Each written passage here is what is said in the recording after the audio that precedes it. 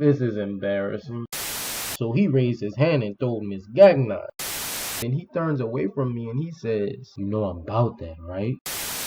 Can you remember a fight that wasn't a fight, but everybody thinks it was a fight?" This this is embarrassing. So I was in the 8th grade, and the day starts off like every and any other day did. Me sitting in Miss Gagnon's classroom pretending to pay attention while passing notes back and forth with the girl that I liked at the time. Side note, sitting me next to a girl while I was in school was a bad idea, bro. Cause if you know me, you know that at that age I would find a way to fall in love with any girl you put me next to. That aside, we were sitting at the table with 2 other people, including Mark.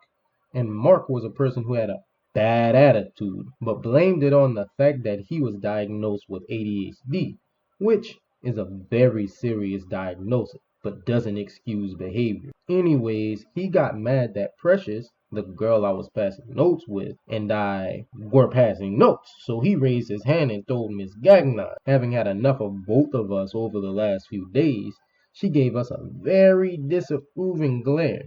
Then she just continued her lesson. Knowing that Mark earned me and her an extra lecture after class, I look at him across the table and I only had one word.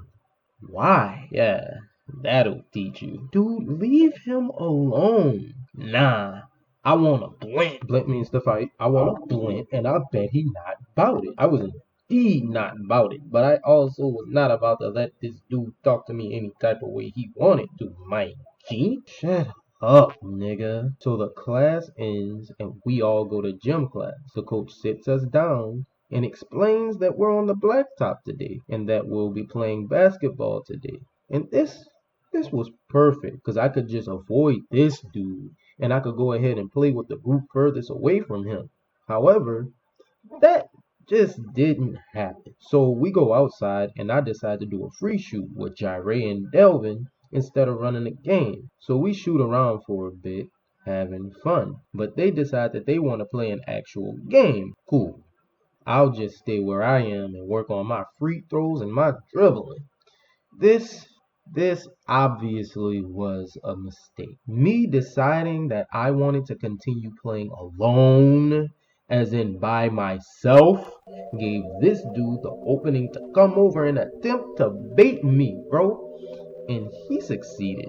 He succeeded hard. So Mark comes up and asks to play, but he has this sneaky sneer on his face. So sneaky that I'm aware that he's gonna try something. However, I'm not trying to cause a scene, so I pass him the ball. And it's cool for literally a second. Then he turns away from me and he says, "You know about that, right?" Bro, what are you talking about? Nigga, you know what I mean. I'm trying to blend. So he says that and I get mad.